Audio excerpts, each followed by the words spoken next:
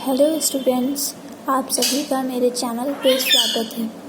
तो आज हम क्वेश्चन करेंगे MN टेस्ट पे। सो हमारा क्वेश्चन है, show that the sequence fn where fn is equals to x upon 1 plus nx square converges uniformly on closed interval I।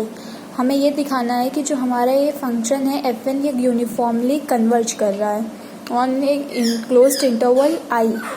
सो इसे हम लोग कुछ स्टेप्स में सॉल्व करेंगे, जैसे कि इस तरह।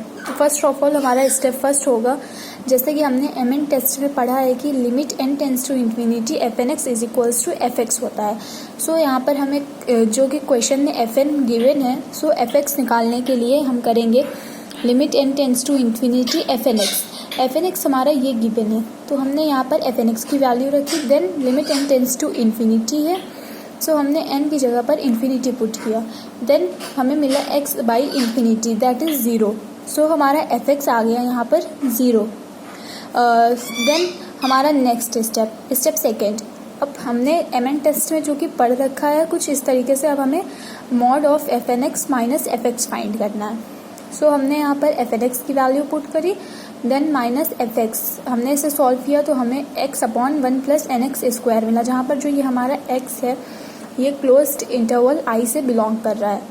हमने माना कि जो हमारी ये क्वांटिटी I है, ये हमने माना है कि सपोज ये t के इज इक्वल्स टू में है।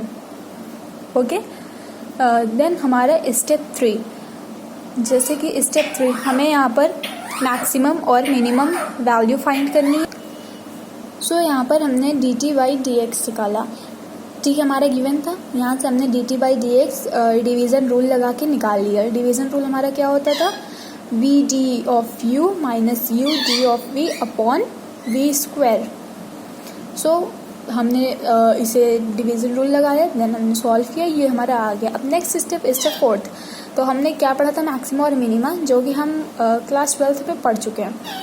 उसमें हमने मैक्सिमा मिनिमा में पढ़ रखा है कि जो dt बाई dx होता है मैक्सिमा और मिनिमा के लिए, जो हमारा डेरिवेटिव होता है उसे इज इक्वल्स टू 0 करते हैं। सो dt बाई dx ऊपर हमने जो निकाला है उसे हमने इक्वल्स टू 0 किया।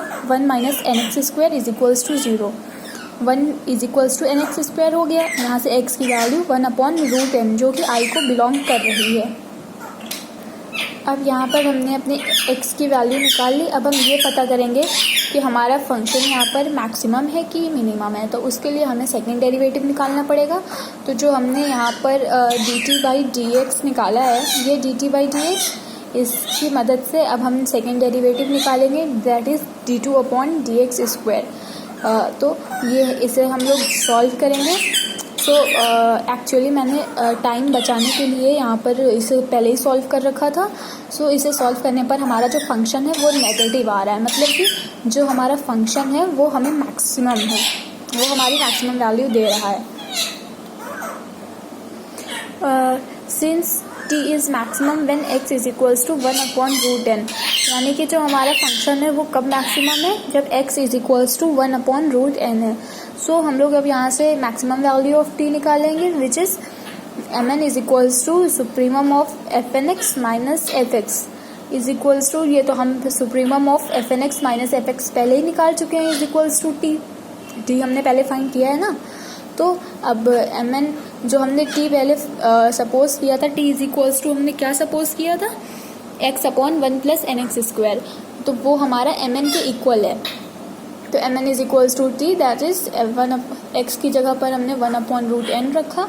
इसे हमने फर्दर सॉल्व किया तो हमें मिल गया t की वैल्यू 1 अपॉन 2 रूट n। अब हमें ये पता करना है ना कि ये यूनिफॉर्मली कन्वर्जेंट है कि नहीं है। तो देखो अब हम लोग क्या करेंगे, limit n tends to infinity mn is equals to limit n tends to infinity 1 upon 2 root n, यानी कि अगर इन्फिनिटी रखने पर यह हमें 0 दे देता है तो यह यूनिफॉर्मली कन्वर्जेंट होगा। तो n हमने इन्फिनिटी टेंड कराया, इसकी जगह पर हमने इन्फिनिटी पुट किया, तो ये इसे सॉल्व करने पर हमें 0 मिल रहा है। मतलब ये है कि जो mn है वो 0 को अप्रोच कर रहा है जब हम लोग n को इन्फिनिटी पुट कर रहे हैं। तो जो हमारा सीक्वेंस है वो यूनिफॉर्मली कन्वर्जेंट है। आई होप आप सबको मेरी ये वीडियो पसंद आई होगी। Thank you and study hard.